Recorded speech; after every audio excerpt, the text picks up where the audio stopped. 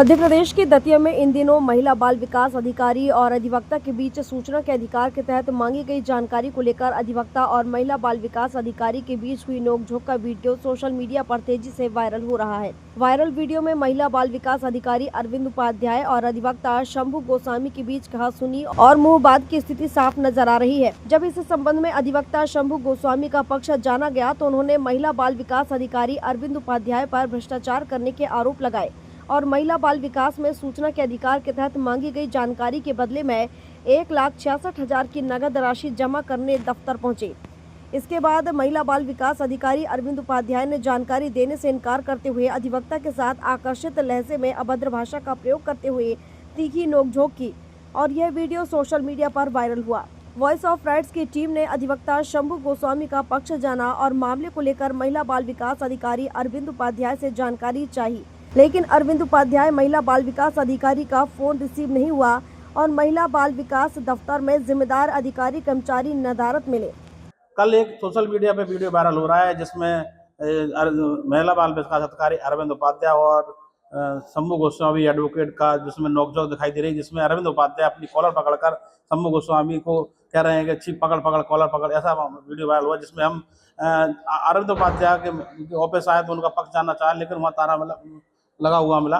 लेकिन इसी वक्त हमने शंभू गोस्वामी मौजूद है हमारे साथ, उनसे जानना चाहते थे कल कि पूरा मामला क्या है, कौन सी ITI ऐसी इसमें 1,66,000 रुपए की राशि थी जो जमा करने की बात की गई थी और ये मामला कैसे तूल पकड़ा।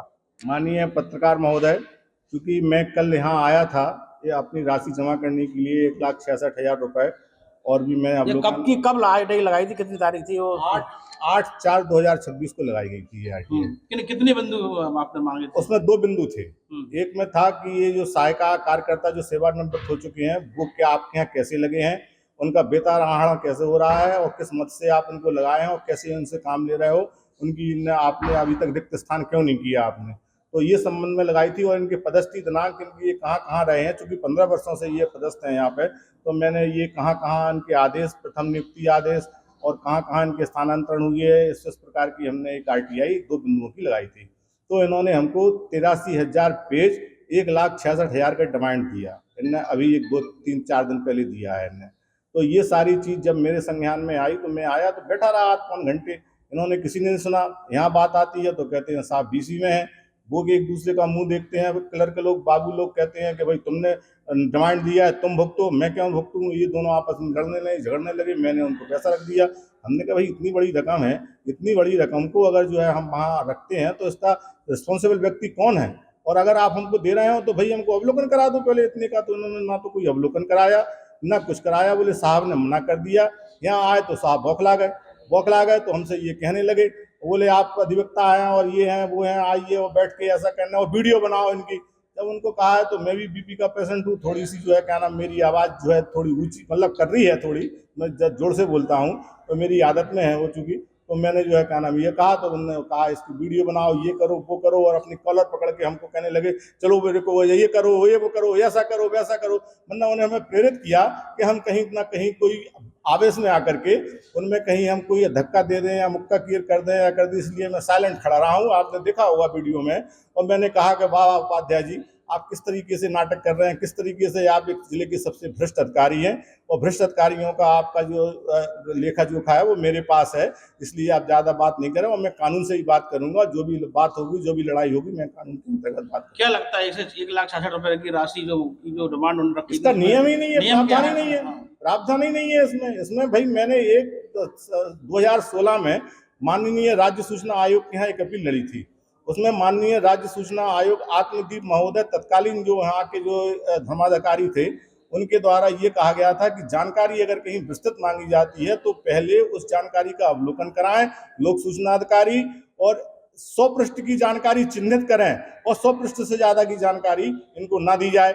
ये आदेश का पालन था, उसका मैंने किया है। मेरे को पता था कि 100 पृष्ठ से ज्यादा की जानकारी है, इसलिए मैंने अवलोकन का भी आवेदन लगाया, अवलोकन का पैसा भी जमा किया। तो आज मैं आया था उनसे पूछने के लिए कि भाई मेरे आवेदन पर क्या बात हुई, क्या विचार हुआ। तो यहाँ सब बंद पड़ा हुआ है, सब यहाँ जो है क्या नाम यहाँ सब खाली है। क्या लगता था उन्हें कि 1,60,000 की 66,000 की राशि जमा नहीं कर पाएंगे तो हम जानकारी नहीं देंगे? नहीं तो वो- लगता है कि जानकारी में कहीं ना कहीं संलिप्तता है, लापरवाही है। वो मैंने कहा ना उनसे, हमने कहा भाई 1,66,000 की जो जानकारी हम आपसे जमा कर रहे हैं तो इसका रिस्पॉन्सिबल व्यक्ति कौन है? भाई हमने आपको राशि जमा की तो आप हमें जो चीज हम आपने आवेदन में मांगी आप वही दे रहे हैं कि नहीं दे रहे हैं?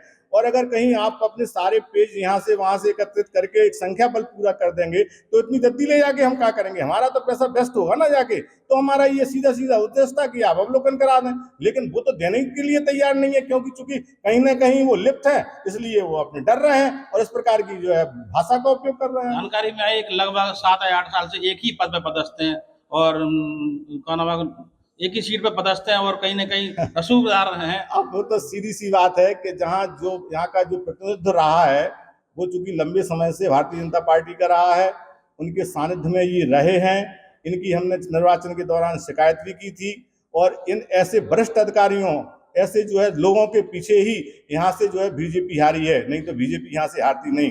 ये बीजेपी हारने का कारण यही है, ऐसे अधिकारी एक यह तत्कालीन एसडीएम संघई साहब थे, ऐसे लोग हैं, इन्होंने यहाँ से सीट भारतीय जनता पार्टी की हरवा दी। नहीं तो यहाँ इतना विकास हुआ है कि इतनी विकास की कोई सीमा नहीं है यहाँ पे। इसके बावजूद भी मैं एक विपक्ष का नेता जरूर हूँ, लेकिन मैं जो बात होगी वो मैं कहूँगा कि यहाँ विकास हुआ है। और विकास होने के बाद में लेकिन इन जैसे अधिकारियों ने अब शासन की छवि को धूमिल किया है।